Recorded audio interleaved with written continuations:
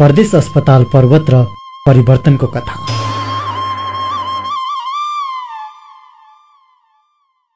यो हो पर्वत जिल्ला, हरियालीले ढाकिएको, संस्कृति र सौन्दर्यले भरिएको एक अद्भुत भूभाग।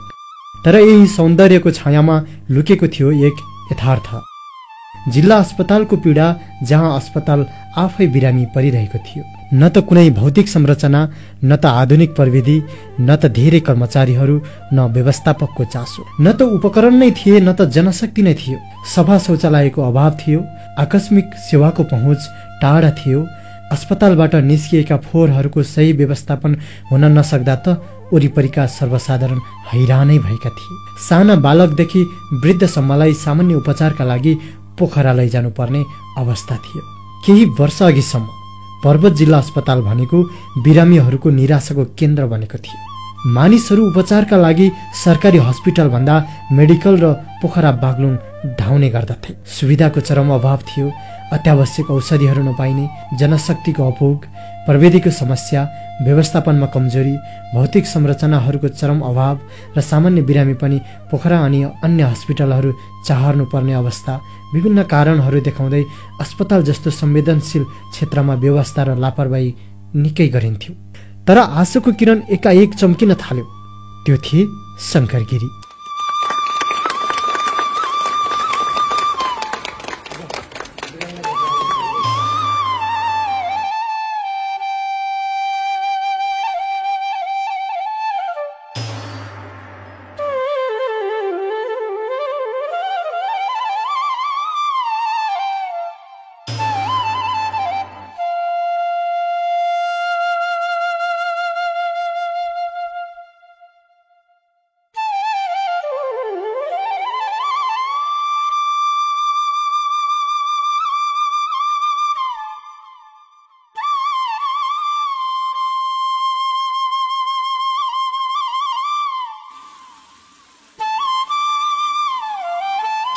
कुशल व्यवस्थापक र जनताको सेवा गर्ने दृढ संकल्प बोकेका सामाजिक व्यक्ति शङ्कर गिरीको नेतृत्वमा अस्पतालको अनुहार फेरिन थाल्यो। राजनीतिक स्वार्थभन्दा माथि उठेर उनले केवल एउटै लक्ष्य तय गरे, जनताको लागि गुणस्तरीय स्वास्थ्य सेवा।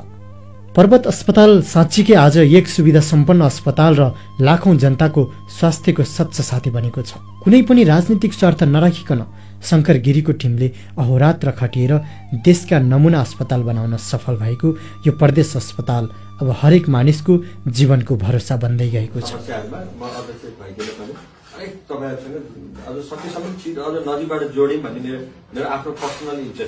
किनभने हस्पिटलको हाम्रो यो समय हुन्छ हाम्रो त होइन, त्यो समयभित्रमा यो हस्पिटलका समस्याहरू, हस्पिटललाई कसरी रनिङ गर्न पर्दो रहेछ होइन, एउटा पोलिसी कुराहरू र यो एउटा अवसर पनि हो क्या।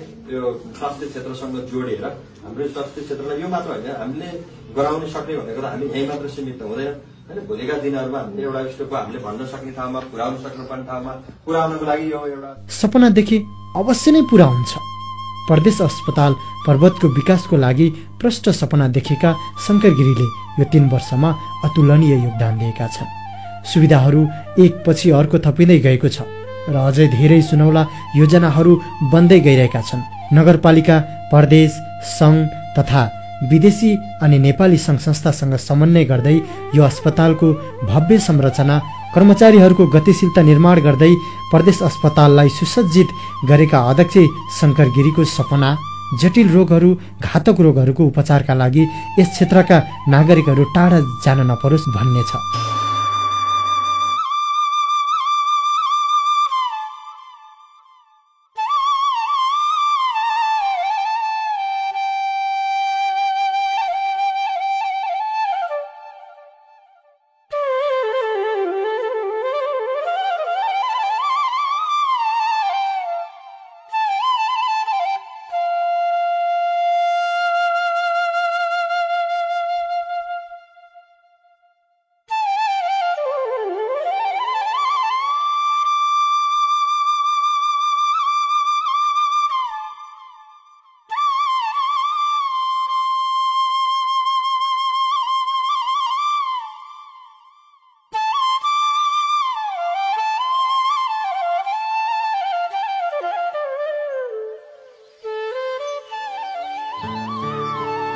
पर्वत जिल्ला अस्पताल व्यवस्थापन समितिका अध्यक्ष शंकर गिरीको नेतृत्वमा भएका यी कामहरू म तपाईलाई सरसर्ती सुनाउन र देखाउन चाहन्छु। पर्वत अस्पतालमा स्रोत सुनिश्चित नभएका भवनहरू स्रोत जुटाई निर्माण गरिएको थियो। विद्युतको बक्यौता रकम 12 लाख रुपैयाँ भुक्तानी गरिएको, अस्पताल परिसरको सुरक्षा तथा रेखदेखलाई व्यवस्थित बनाइएको, सेक्युरिटी गार्डको व्यवस्था, अस्पताल जन्य फोहोर मैलाको उचित व्यवस्थापन तथा फोहोरलाई मोहरमा रूपान्तरण गर्ने अवधारणा शुरू गरिएको, अटो जेनेरेटर सिस्टम जडान गरी विद्युत आपूर्तिलाई व्यवस्थित बनाइएको, कपडा घर न्यानो घरको स्थापना तथा सञ्चालन गरिएको, स्तनपान कक्षको स्थापना तथा सञ्चालन, अस्पताल फार्मेसीको स्तर उन्नति तथा विस्तार, खानेपानी आयोजना सफल तथा सम्पन्न गरिएको, अस्पतालमा साइरन सिस्टम जडान, टोकन सिस्टम प्रणाली लागू, ज्येष्ठ नागरिक र अपाङ्गता भएका बिरामीहरूलाई विशेष व्यवस्था, रिफिल सिस्टम जडान गरी अक्सिजन प्लान्ट सञ्चालन गरिएको, खरिद प्रक्रिया ई-बिड मार्फत गरिएको,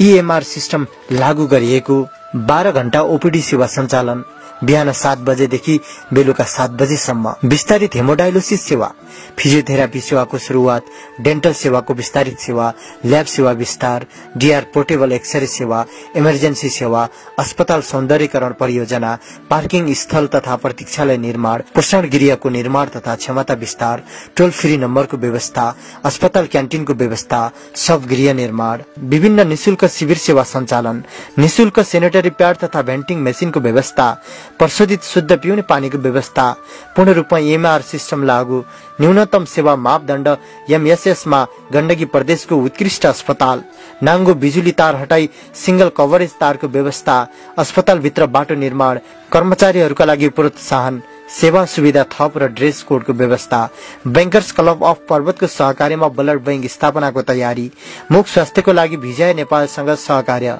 वार्षिक नीति तथा कार्यक्रम अनुसार आफ्नै क्यालेन्डर निर्माण, रक्त पहिचान कार्यक्रम सञ्चालन, सब वाहन महाप्रस्थान यानको सम्झौता, आमा घर सञ्चालन, कुरुवा घर निर्माण, अस्पताल ग्यालेरी निर्माण, अस्पताललाई 50 शय्यामा स्तर उन्नति, अस्पताल व्यवस्थापन समिति मार्फत चिकित्सा व्यवस्था, आराम चेयरको व्यवस्था, प्रदेश अस्पताल कुष्मालाई अनुसन्धान केन्द्रको रूपमा विस्तारको प्रस्तावना गरिएको थियो। यति धेरै काम सम्पन्न भएको यो 3 वर्षमा अझै विशिष्ट योजनाहरू भने बाँकी नै छन्।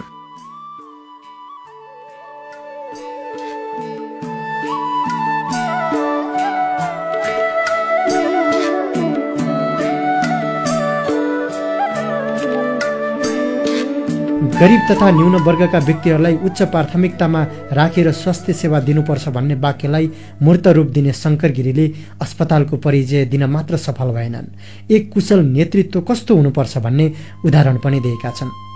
वर्षौंसम्म पनि परिवर्तन गर्न नसकेको यस जिल्लाको अस्पतालको विकासको कायापलट देख्दा 3 वर्षमा पनि यति धेरै परिवर्तन गर्न सकिँदो रहेछ भन्ने आभास त दिलाउँछ नै। 3 वर्षको कार्यकाल सकिँदै गर्दा समयको व्यवस्थापन तथा प्रशासनिक सरकारी समन्वयको कारण केही कामहरू भने यथावत नै छन् र भावी अध्यक्षले यसलाई सम्पन्न गर्दै अझ सफल बनाउन् भन्ने उनको अपेक्षा छ। शंकर गिरीले केवल संरचना सुधार गरेनन्, मनोवृत्तिमा पनि परिवर्तन ल्याए। शंकर गिरीको प्रभाव त्यस क्षेत्रमै सीमित रहेन, उनका प्रयासहरू स्वास्थ्य मन्त्रालयसम्म पुगे। यसो गरौँ भनेर चाहिँ विभिन्न क्षेत्रमा बनाउन सकिन्छ। त्यस्तै यो बाटोलाई पनि हामीले नबनेका होइनौँ, तर यसको बाटोलाई अलिक बजेट बढी चाहिने भएको हुनाले पनि हामीले पर्वत हस्पिटलको एउटा व्यवस्थापन समितिको बजेटले यो बनाउन सकिने अवस्था थिएन। तसर्थ हामीले त्यो बनाउन आवश्यकता थिएन। हामीले चाहिँ आह्वान गर्ने हो र तपाईहरुलाई भन्नै पर्छ, विभिन्न मिडियाहरूमा पनि आएको छ र हामीले यसभन्दा अगाडि पनि यो सडक निर्माणसँग सम्बन्धित भनेर हामीले चाहिँ यो 2080 साल 7 महिना 23 गते नै हामीले चाहिँ एउटा ज्ञापन पत्र, लगभग हाम्रो 100-150 जनाको ज्ञापन पत्र हाम्रो यो एउटा कुन ठाउँमा सडक बनाउने भनेर छुट्याउने पैसा हो त्यो। तसर्थ त्यो प्राथमिकरणमा पर्वत अस्पतालको यो बाटोलाई नपारिकिन अब उहाँहरूले चाहिँ कुन बाटोलाई प्राथमिकरणमा गरेर गर्नुभएको छ त नि, भन्ने कुरा र आम जनतालाई चाहिँ जहाँ बस्ती छैन, जहाँ जंगलको बाटो छ त्यस्तो ठाउँहरूमा उहाँहरूले फोकसिङ गर्नु भएको छ के। तसर्थ यसलाई फोकसिङ नगर्ने तर त्यो बस्ती नभएको ठाउँमालाई पहिलो प्राथमिकतामा राख्नुभएको। पहिलो प्राथमिकतामा यहाँ राख्ने हो, यहाँ राखेपछि अनि बल्ल त्यता गर्ने हो नि। यहाँ त धेरै पनि लाग्दैन, कम्तीमा 60 लाख रुपियाँ 1 करोडकै एरोमा अब 30-40 लाखमै बनाऊँ भने पनि कम्तीमा पनि यो गेटसम्म बनाउन मिल्ने थियो। तर उहाँहरूले किन बनाउनु भएको छैन त्यो प्रश्न चिन्ह हो, त्यो उहाँहरूलाई सोध्ने कुरा हो। तसर्थ आम जनतालाई यसमा अलिकति थोरै भ्रम भएको हुनाले पनि यो भ्रमलाई चिर्नको निम्ति मैले यति यो कुरा राखेको। उनले देखाएको दृढ इच्छाशक्ति, इमान्दारिता र समर्पणले सरकारी सेवामा पनि आश्चर्यजनक रूपान्तरण सम्भव छ भन्ने देखाएको छ।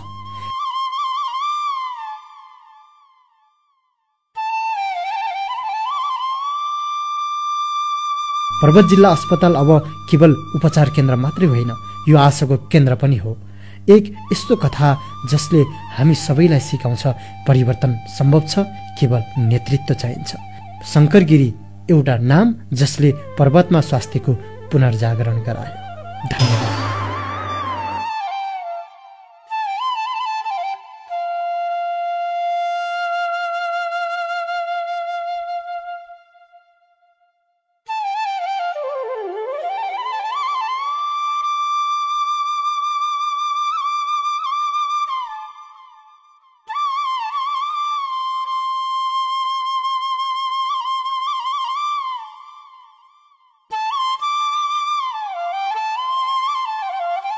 समय अनुकूल मिलेर छ भन्ने मलाई लाग्छ। तसर्थ म सकेसम्म तपाईहरुका प्रत्येक कुराहरुमा इभेन्टहरुमा अब हिजोका अध्यक्षज्यूहरूले के कसरी गर्नुभयो त्यो त मलाई थाहा भएन। तर मेरो इन्ट्रेस्ट के हो भने प्रत्येक स्वास्थ्य क्षेत्रका प्रत्येक समस्याहरूसँग तपाईहरुसँग नजिकबाट इन्टरेक्ट गर्न पाऊँ, नजिकबाट जोडिन पाऊँ। त्यसको चाहिँ के हो नि हामीले गर्न सक्ने भन्ने कुराहरुमा म अलिक जोडिन खोज्ने मान्छे हो। कतिपय ठाउँहरुमा जोडिन सके होला, कतिपय नसके होला। अझै पनि यो समय अवधिमा तपाईहरुसँग जोडिएरै यसको सही निचोड निकाल्न सकियो भने आम जनतालाई यसबाट दिनपर्ने सेवाहरू राज्यले लगानी गरेको, त्यो राज्यले लगानी गरेर राज्यले यत्रो स्रोत र साधन हामीलाई यहाँ उपलब्ध गराएको छ, त्यसबाट सही आउटपुट निकाल्न सकियो भने मात्र हामीले चाहिँ आम जनतालाई सेवा दिन सकिन्छ। जस्तो तपाईहरुसँग यो भलाकुसारी हुँदाखेरि जो आयो नि कुरा, यो आउने कुरालाई अब लोड हाम्रो डाक्टर साहबले गरिराख्नु भएको छ होइन। उहाँले यो यसको प्राविधिक कुरा, प्राविधिक पक्ष र त्यसको बारेमा उहाँले भन्नुहुन्छ होइन। उहाँ हामी ब्रिफिङ गरेर उहाँले भनिसकेपछि फेरि हामी बसेर एउटा निचोड कुरा र एउटा कसरी जान सकिन्छ भन्ने हामी छुट्याउँछौँ नै होइन। त्यसमा हामी सकारात्मक नै छौँ। त्यसबाट उहाँलाई यो छोड्दै तपाईँहरू बिचमा के भने अलिक जति समस्याहरू आएका छन् होइन। हाम्रो उद्देश्य भनेको त कसरी हुन्छ सेवा दिने नै हो होइन। यहाँ बिरामी भएर आएको हुन्छ, त्यो बिरामीलाई हामीले सन्तुष्ट बनाएर पठाउने। मलाई अस्ति खुसी लाग्यो, हाम्रो हुनुहुन्थ्यो एकजना सिस्टर पनि हुनुहुन्थ्यो उहाँ, अनि त्यहाँ जाँदाखेरि बिरामीलाई म बेला बेलामा जान्छु